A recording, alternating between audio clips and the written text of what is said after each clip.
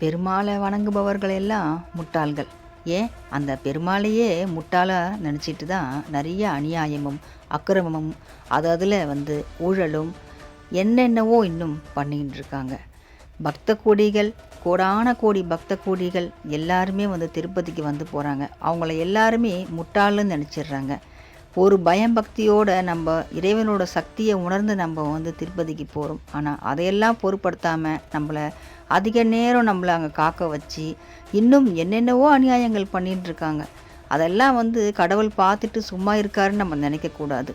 கடவுள் முட்டாளும் கிடையாது, கடவுளை கும்பிட்ற நம்மளும் முட்டாள்கள் கிடையாது. இதற்கெல்லாம் காலம் பதில் சொல்லும். கடவுள் கண்டிப்பாக எல்லாத்துக்கும் ஒரு பதில் வச்சிருப்பார்.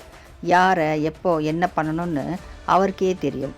அதனால் யாரையும் யாரும் முட்டாள்னு நினச்சிட்டு அவங்கவுங்க ஒரு வேலை செஞ்சிகிட்ருக்காங்க. அதுக்கெல்லாம் கண்டிப்பாக அவங்க